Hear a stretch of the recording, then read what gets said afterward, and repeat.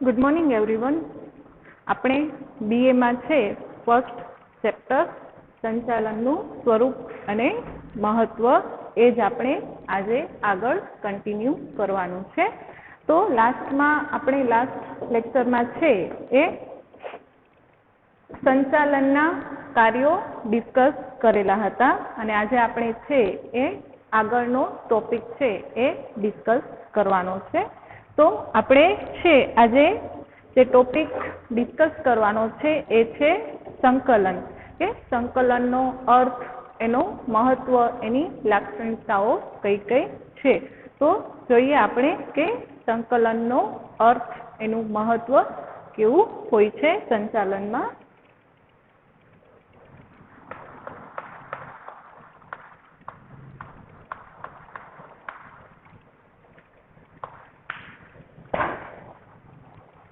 સંચાલનની પ્રક્રિયાના દરેક તબક્કે સંકલન જરૂરી છે.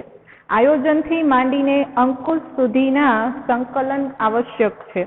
સંકલન દ્વારા ધ્યેય સિદ્ધિની ખાતરી મળે છે. સંકલનથી એકમનું કોઈ પણ કાર્ય રહી જતું નથી કે બેવડતું નથી, જેથી કામગીરી સરળ બને છે. ધંધાકીય એકમના જુદા જુદા વિભાગોમાં કર્મચારીઓ દ્વારા જુદા જુદા જે કાર્યો થાય છે તેમની વચ્ચે એક સૂત્રતા કે સુમેળતા સાધવાના કાર્યને સંકલન કહે છે. કે સંકલનનો મતલબ શું થાય પ્રોપરલી, કે કોઈ પણ કંપની હોય કે આપણો કોઈ પણ ધંધો હોય એમાં બધા જ એકમો વચ્ચે છે એ સુમેળતા જળવાઈ રહે. કે આપણે ખબર જ છે કે જુદા જુદા વિભાગો હોય છે, ઉત્પાદન વિભાગ, ખરીદ વિભાગ, વેચાણ વિભાગ. તો કે આ બધા જ વિભાગો વચ્ચે છે, બધા જ કર્મચારીઓ વચ્ચે છે એક સૂત્રતા જળવાઈ રહે તેને સંકલન કહે છે. કે ઇન શોર્ટ કે કાંઈ પણ ગેરસમજ ઊભી ન થાય, કાંઈ પણ મિસઅન્ડરસ્ટેન્ડિંગ એકબીજા વિભાગ વચ્ચે કે કર્મચારીઓ વચ્ચે ઊભી ન થાય અને એમની વચ્ચે છે એ સંબંધો સારા રહે તેને સંકલન કહે છે. એની પ્રોપર વ્યાખ્યા આપણે આપેલી છે, જે છે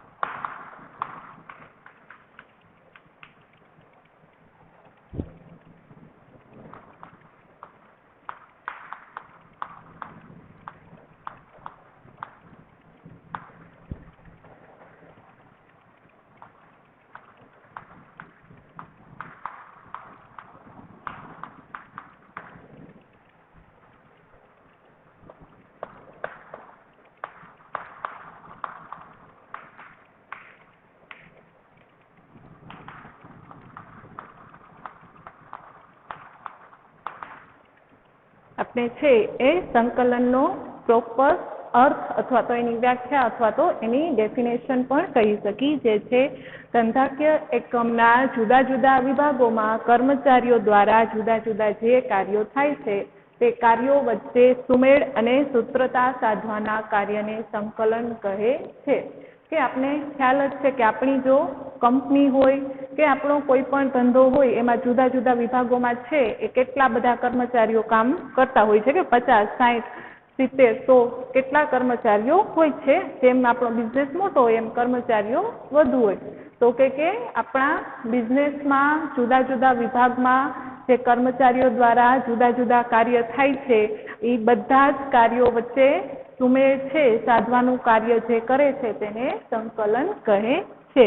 કે ઇન શોર્ટ કે આપણો બિઝનેસ છે, આપણો ધંધો છે, તો બધા જ વિભાગને જોડવાનું કાર્ય અને કોઈ પણ એમ્પ્લોયી, કોઈ પણ કર્મચારીઓ હોય એની વચ્ચે કાંઈ પણ પ્રકારના ઝઘડા ન થાય અને એકદમ સહકારથી રહે તે જોવાનું કાર્ય એટલે સંકલનનું.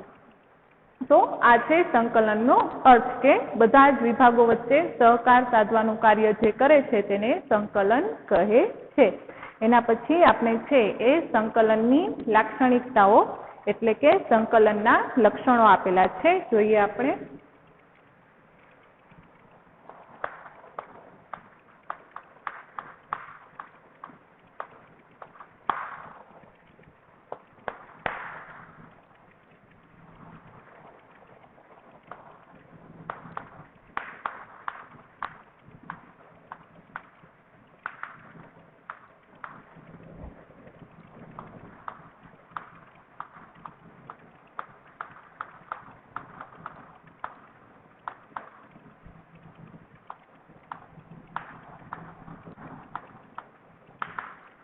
કે સંકલનની પહેલી જ લાક્ષણિકતા આપણે આપેલી છે કે આયોજનથી અંકુશ સુધીના દરેક કાર્ય કરતી વખતે તેમાં સંકલનની જરૂર પડે છે.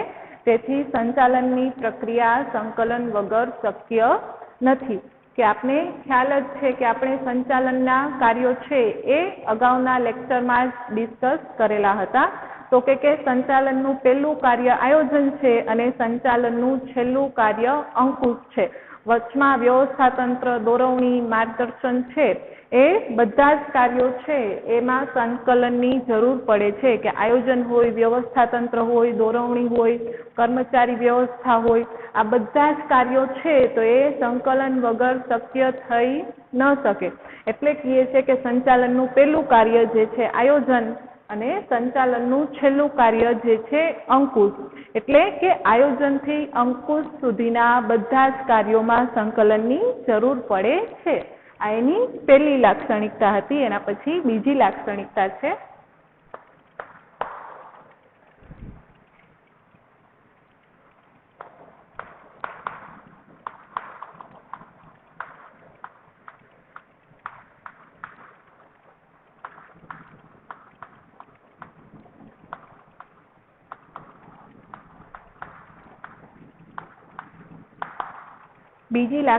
છે સંકલન એ સંચાલનની દરેક સપાટીએ થતું કાર્ય છે. કે સંકલન છે એ સંચાલનની દરેક સપાટીએ જોવા મળે છે. ઉચ્ચ સપાટી, મધ્ય સપાટી હોય કે પછી તળ સપાટી હોય, ત્રણેય સપાટીએ સંકલનનું કાર્ય જોવા મળે છે. આપને ખ્યાલ જ છે કે ત્રણેય સપાટી છે આપસમાં એકબીજા સાથે જોડાયેલી હોય છે અને જોડાયેલું હોવું ધેટ મીન્સ સંકલન, એનો મતલબ જ સંકલન થાય. તો કે આ એની બીજી લાક્ષણિકતા છે કે સંચાલનની દરેક સપાટીએ સંકલન છે એ જરૂરી છે. એના પછી ત્રીજી લાક્ષણિકતા છે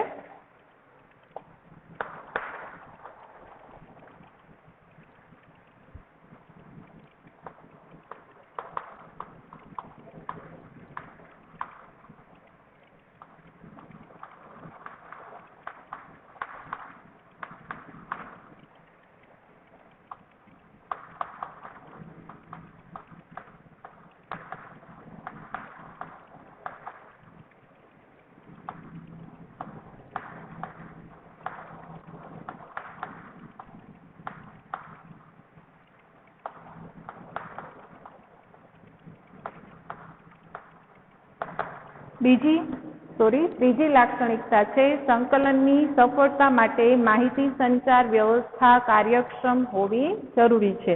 કે માહિતી સંચાર તમે 11માં ઓલરેડી ભણી ગયા કે કોઈ પણ આપણો ધંધો હોય તો જુદા જુદા વિભાગો વચ્ચે છે માહિતી સંચાર, માહિતીની આપ-લે થવી જરૂરી છે અને માહિતીની આપ-લે બરોબર થશે તો જ સંકલન જળવાઈ રહેશે. કે આપણે ફોર એક્ઝામ્પલ લઈએ કે આપણું ઉત્પાદન વિભાગ છે અને સેલ્સ વિભાગ છે તો આ બંને વચ્ચે સતત માહિતી સંચાર થતો હોય છે કે કેટલું વેચાણ થયું, કેટલું સેલ્સ થયું, તો એ પ્રમાણે આપણે ઉત્પાદન કરવાની ખબર પડે. હવે કેટલું સેલ્સ થયું એ જો ઉત્પાદન વિભાગ વાળાને ખબર નહીં હોય તો એમને ઉત્પાદન કરવાની ખબર છે એ પડશે નહીં કે કેટલું ઉત્પાદન કરવું કે કેટલું નહીં. તો કે આ બધા આખો આપણો બિઝનેસ હોય એકબીજા સાથે જોડાયેલો હોય છે. તો કે જો બધા જ વિભાગોમાં બરોબર પ્રોપર માહિતી સંચાર નહીં થાય તો સંકલન જળવાઈ રહેશે નહીં. પ્રોપર સંકલન જો આપણે જાળવવું હોય, બધો જ છે બધા જ કર્મચારીઓનો સહકાર મેળવવો હોય તો એના માટે માહિતી સંચારની વ્યવસ્થા સારી હોવી જોઈએ, કાર્યક્ષમ હોવી જોઈએ. એના પછી નેક્સ્ટ છે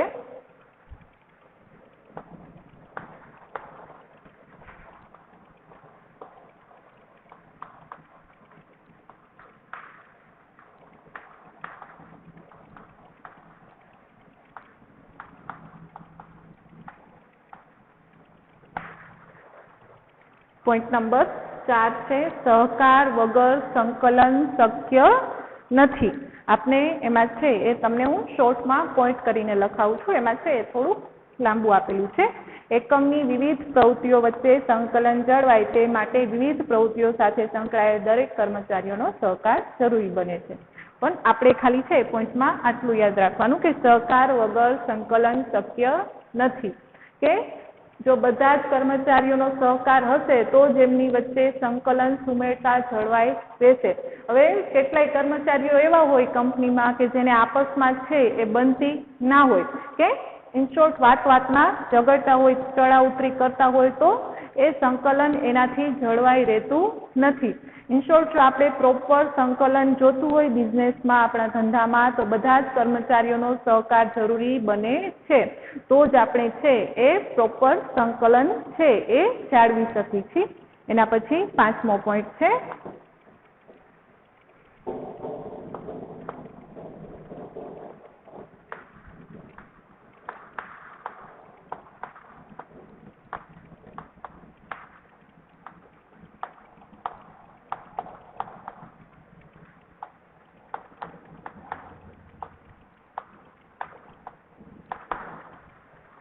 પાંચમી લાક્ષણિકતા છે જે છે સંધાકીય એકમના સાધનોનો મહત્તમ ઉપયોગ શક્ય બને છે. કઈ રીતે? તો કે આપને ખ્યાલ જ છે કે સંકલનથી છે એ બધા જ કર્મચારીઓનો સહકાર મળે છે, બધા જ કર્મચારીઓ હળી મળીને કામ કરે છે. કોઈ કર્મચારીઓ વચ્ચે છે એ કાંઈ ઝઘડા કે ક્લેશ કે એવું કાંઈ થતું નથી, અને એને લીધે છે પ્રોપર સંકલન પણ થાય છે, અને એને લીધે છે એ બધા સાધનોનો ઉપયોગ પણ શક્ય બને છે. કે આપણે છે આપણી પાસે જેટલા પણ સાધનો હોય એનો પ્રોપર ઉપયોગ કરી શકીએ છીએ અને બગાડ અટકાવી શકીએ છીએ. બગાડ કઈ રીતે અટકાવી શકીએ? તો કે હમણાં જ આપણે એક એક્ઝામ્પલ લીધું કે વેચાણ વિભાગ અને ઉત્પાદન વિભાગ એ બંને એકબીજાના સહકારથી છે કેટલું વેચાણ થયું એ ઉત્પાદન વિભાગને જણાવશે, અને એ મુજબ ઉત્પાદન વિભાગ છે એ પછી આગળ ઉત્પાદન કરશે. કે સેલ્સ વધુ હોય તો ઉત્પાદન વિભાગમાં વધુ ઉત્પાદન કરવામાં આવશે, સેલ્સ ઓછું હોય તો ઉત્પાદન ઓછું કરવામાં આવશે. એને લીધે છે એ કાંઈ પણ બગાડ થશે નહીં. તો અહીંયા કહેવાનો મતલબ એ છે કે એકદમ બધા જ કર્મચારીઓ વચ્ચે સહકાર છે, સંકલન બરોબર છે, તો કંપની પાસે છે જેટલા સાધનો હશે અથવા તો જેટલા કર્મચારીઓ હશે એ બધાનો મહત્તમ વધુને વધુ ઉપયોગ કરી શકાશે. એના પછી નેક્સ્ટ છે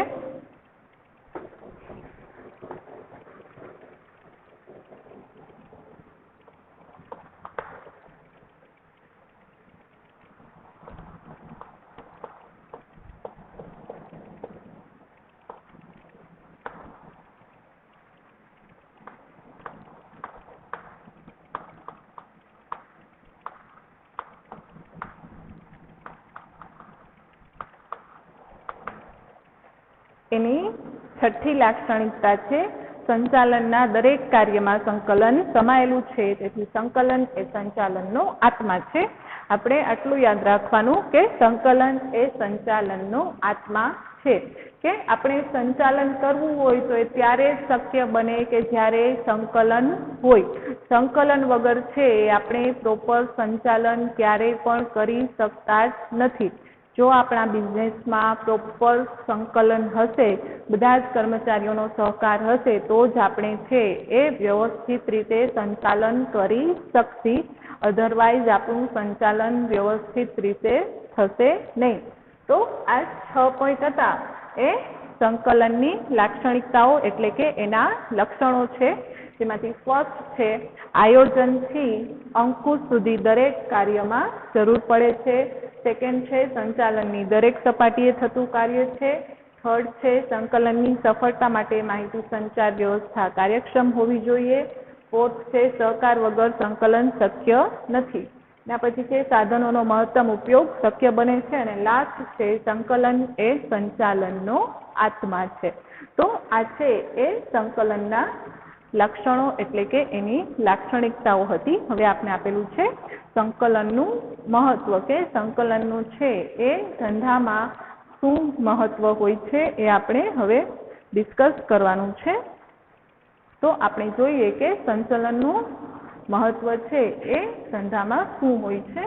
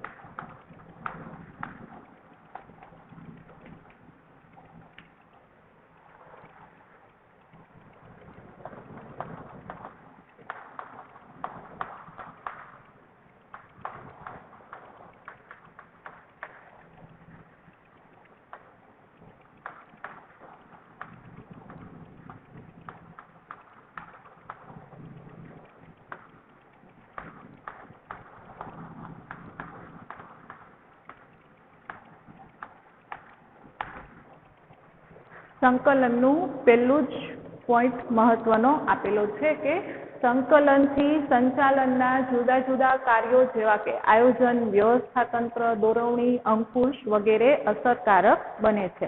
કે આપણે લક્ષણોમાં એનું પહેલું જ લક્ષણ જોયું કે આયોજનથી અંકુશ સુધીના દરેક કાર્યમાં જરૂર પડે છે સંકલનની.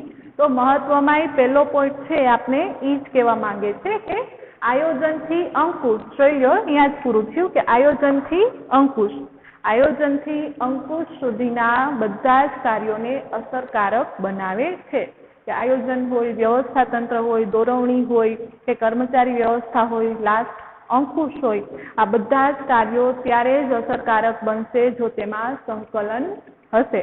જુદી જુદી પ્રવૃત્તિઓ જે કર્મચારીઓ દ્વારા થતી હોય છે એ બધી જ માં કર્મચારીઓનો સહકાર હશે, પ્રોપર સંકલન હશે તો જ છે એ આયોજન, વ્યવસ્થાતંત્ર, દોરવણી, અંકુશ વગેરે અસરકારક હશે. ઇન શોર્ટ આપણા આખા સંચાલનમાં આયોજનથી માંડીને અંકુશ સુધી વચમાં જેટલા પોઈન્ટ આવે જે છે દોરવણી, વ્યવસ્થાતંત્ર, કર્મચારી વ્યવસ્થા, આ બધા જ માં સંકલનની જરૂર પડે છે. જો સંકલન જ નહીં હોય તો પ્રોપર આયોજન નહીં થાય, આયોજન નહીં થાય તો આપણે સત્તા અને જવાબદારીની વહેંચણી નહીં કરી શકીએ, દોરવણી માર્ગદર્શન નહીં આપી શકીએ અને અંકુશ પણ નહીં રાખી શકીએ. તો કે આયોજનથી અંકુશ સુધીના બધા જ કાર્યો સરળતાથી ચાલે એ માટે તેમાં સંકલન હોવું ખૂબ જરૂરી છે. એના પછી આપણે બીજો પોઈન્ટ મહત્વનો આપેલો છે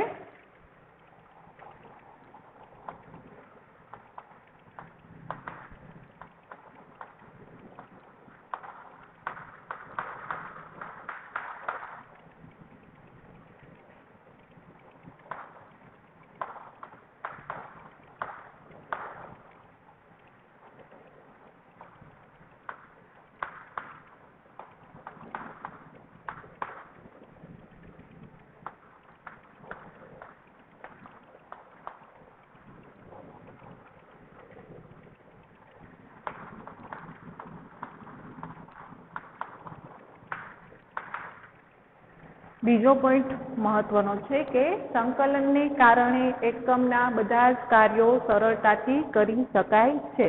તો કે આપણે ખ્યાલ જ છે કે ત્રણેય સપાટીઓ વચ્ચે પ્રોપર સંકલન હોય, કર્મચારીઓ વચ્ચે પ્રોપર સંકલન હોય છે, પ્રોપર સહકાર હોય છે.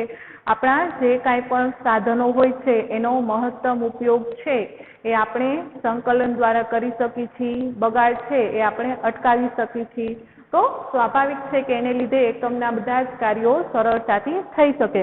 કે જો આયોજનથી અંકુશ સુધીની પ્રક્રિયામાં સંકલન હશે, બધી જ સપાટીઓ વચ્ચે સંકલન હશે, આપણા બધા જ કર્મચારીઓ વચ્ચે પ્રોપર સંકલન હશે તો કોઈ પણ કામ કરવામાં આપણે કાંઈ પણ મુશ્કેલી થશે નહીં.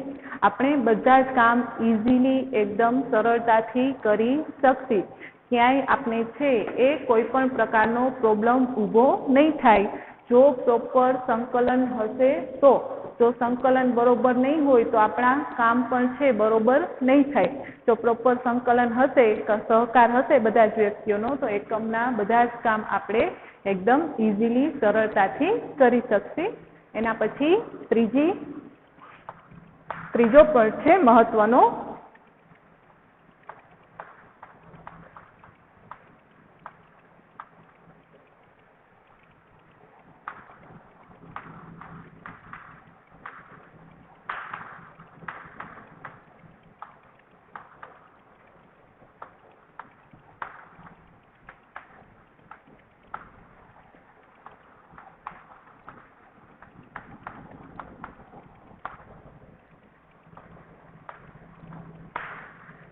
ત્રીજો પોઈન્ટ મહત્વનો આપણે આપેલો છે કે સંકલનથી એકમનું કોઈ કામ રહી જતું નથી કે બગડતું નથી.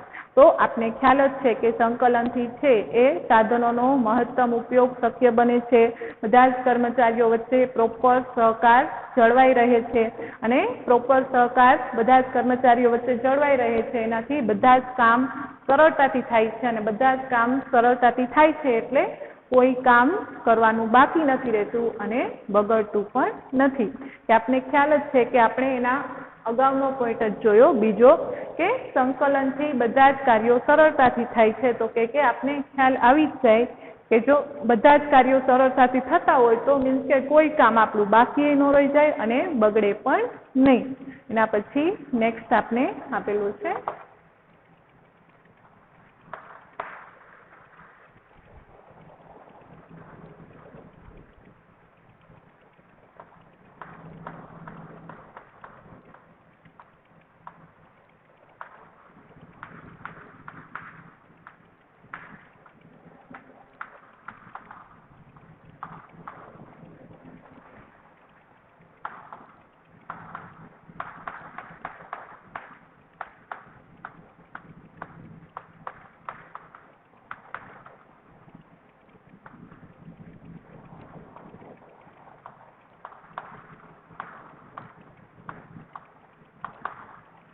પોઈન્ટ નંબર 4 છે કે સંકલનથી એકમના જુદા જુદા વિભાગોમાં સંવાદિતતા જળવાઈ રહે છે.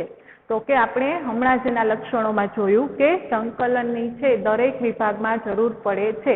ઉત્પાદન વિભાગ હોય, વેચાણ વિભાગ હોય, ખરીદ વિભાગ હોય, નાણાં વિભાગ હોય કે કોઈ પણ અન્ય વિભાગ હોય, બધા જ વિભાગોમાં સંકલનની જરૂર પડે છે. તો કે જુદા જુદા વિભાગોમાં સંવાદિતતા જળવાઈ રહે છે. કઈ રીતે કે આપને ખ્યાલ જ છે, આપણે એક એક્ઝામ્પલ જોયું હતું કે ઉત્પાદન વિભાગનું ને વેચાણ વિભાગનું. હવે બધા જ વિભાગ વચ્ચે સહકાર હશે, બરોબર માહિતી સંચાર હશે અને બધા જ વિભાગના કર્મચારીઓ છે એ એકબીજા સાથે આવી બધી જ માહિતી છે ધંધાને લગતી શેર કરતા હશે તો એને લીધે છે એ કાંઈ પણ પ્રોબ્લેમ ઊભા નહીં થાય અને બધા જ વિભાગો વચ્ચે છે સંવાદિતતા જળવાઈ રહેશે. કે આપણે ખ્યાલ જ છે કે જુદા જુદા વિભાગો વચ્ચે સંકલન આપણે રાખ્યું છે. જુદા જુદા વિભાગના કર્મચારીઓ વચ્ચે છે સહકાર પણ આપણે છે સુમેળતા રાખી છે. તો એને લીધે છે એ જુદા જુદા વિભાગોમાં છે સંવાદિતતા પણ જળવાઈ રહે છે. એના પછી પોઈન્ટ નંબર 5 છે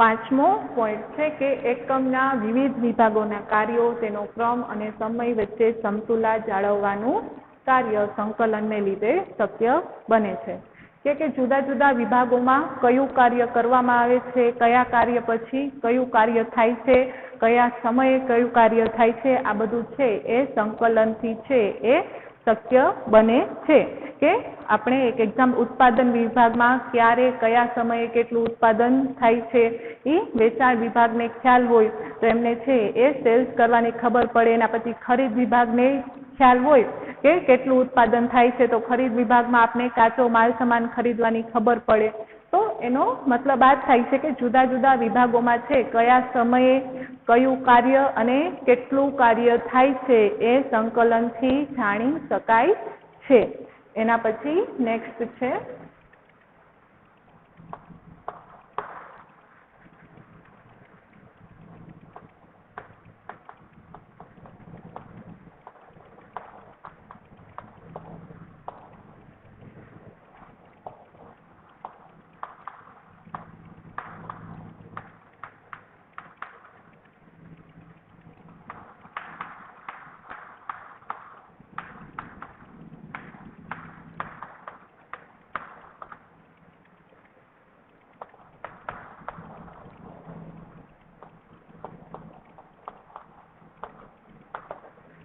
લાસ્ટ પોઈન્ટ છે સંકલનના મહત્વનો કે સંકલનને લીધે એકમમાં નક્કી કરેલ હેતુને સિદ્ધ કરી શકાય છે કે આપણે ખ્યાલ જ છે કે આપણો બિઝનેસ હોય તો એના બે હેતુ હોય, કાં તો નફો કમાવાનો અને કાં પછી છે એ ચેરિટીનો, સોશિયલ વેલફેરનો.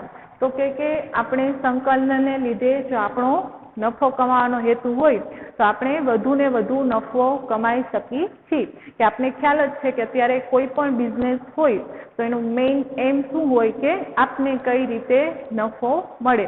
તો કે આપણે જો પહેલેથી જુદા જુદા વિભાગો વચ્ચે, જુદા જુદા કર્મચારીઓ વચ્ચે આપણા બિઝનેસમાં ધંધા પર સંકલન બરોબર સંકલન રાખશી તો આપણો જે હેતુ છે એ સિદ્ધ થવાનો જ છે. આપણો જે હેતુ છે નફાનો અથવા તો બીજો ગમે તે તો એ આપણે મળવાનો જ છે.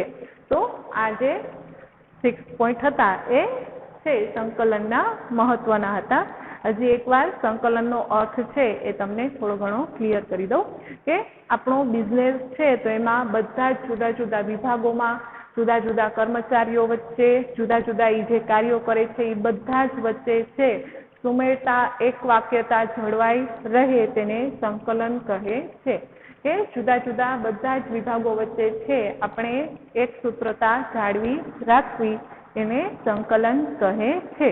એના પછી આપણે સંકલનના લક્ષણો જોયા કે એની લાક્ષણિકતાઓ, જેમાં ફર્સ્ટ હતી આયોજનથી અંકુશ સુધી દરેક કાર્યમાં સંકલન જરૂરી છે. સંચાલનની દરેક સપાટીએ થતું કાર્ય છે. સંકલનની સફળતા માટે માહિતી સંચારની વ્યવસ્થા કાર્યક્ષમ હોવી જોઈએ.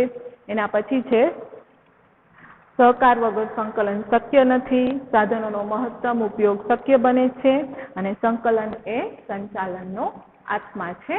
then આપણે એના પછી સંકલનનું મહત્વ જોયું કે આપણા ધંધામાં, આપણા બિઝનેસમાં સંકલનનું મહત્વ કેટલું હોય છે. તો કે ફર્સ્ટ પોઈન્ટ જ આપણે જોયો કે સંકલનથી સંચાલનના જુદા જુદા કાર્યો જેવા કે આયોજન, વ્યવસ્થાતંત્ર, દોરવણી, અંકુશ વગેરે અસરકારક બને છે.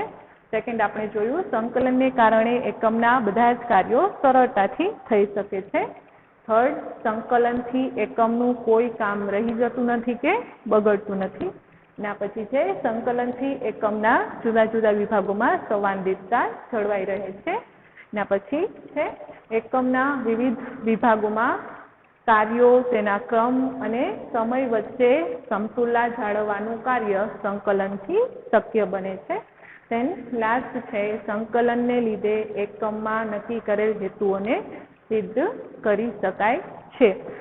તો અહીંયા આપણો ટોપિક જે હતો સંકલનનો અર્થ, તેની લાક્ષણિકતા અને મહત્વ, કે તમને ક્વેશ્ચન પૂછે તો સંકલનનો અર્થ સમજાવી તેની લાક્ષણિકતા અને મહત્વ જણાવો. तो आखो क्वेश्चन है आमां आवी जाए कि पहला तो आपणे संकलननो अर्थ जोई लीधो, देन एनी लाक्षणिकता अने लास्टमां एनुं महत्व। तो आपणो आ क्वेश्चन है ए आजे अहींया कम्प्लीट थाय छे। हवे आगळनो जे क्वेश्चन आपणे बाकी छे, जे टॉपिक आपणे बाकी छे, एक ज टॉपिक छे संचालननो कार्यविस्तार, एक ज आपणे एमां बाकी छे। तो ए हवे आपणे आना पछीना नेक्स्ट लेक्चरमां डिस्कस करशुं। Thank you.